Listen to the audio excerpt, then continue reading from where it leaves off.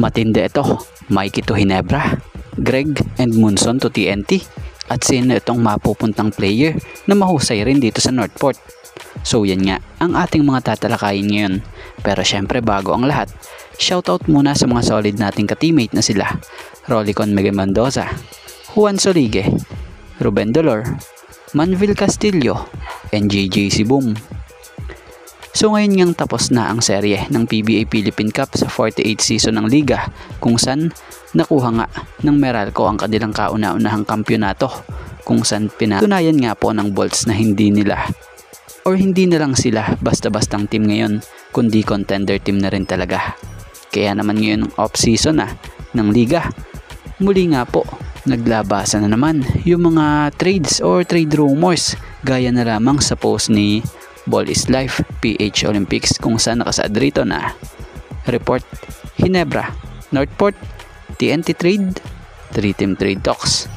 TNT offer Mikey Williams to Northport and Ginebra want to get Mikey Williams on TNT camp.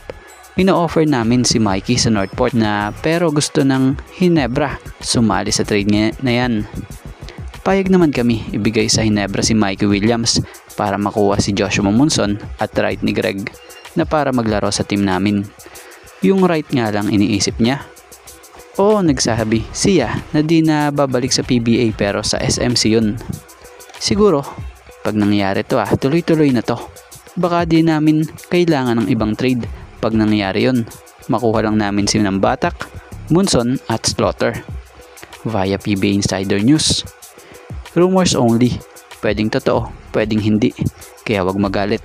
Spread love, not hate. So bilang opinion natin dito about muna sa Northport, kung 3-team trade to edi yung manggagaling na player sa Ginebra ang mapupunta dito sa Northport. Dahil batay rito yung Mikey ang tutungo sa Ginebra at yung Munson and right ni Slaughter ang mapupunta sa TNT. So sa tingin naman natin maaaring pakawalan ng jeans dito kung sakali ganito ang mangyayari. Baka yung player na di gaanong nabibigyan ng playing time pero magaling syempre.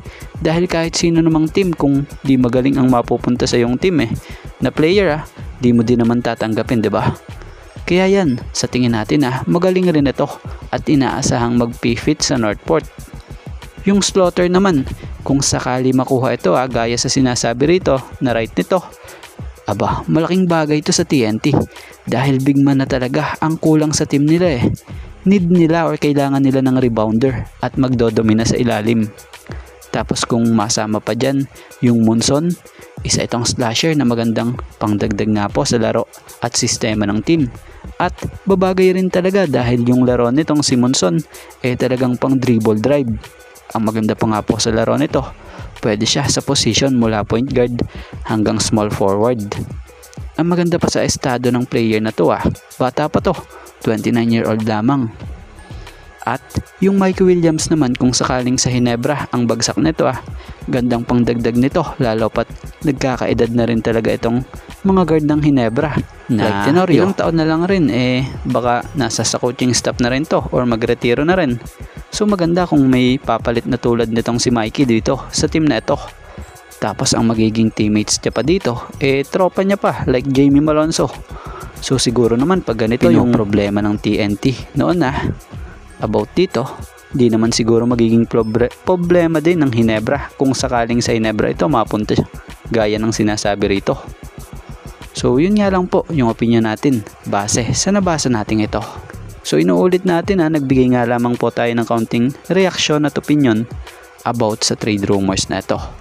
Pero kayo, ano ang opinion nyo?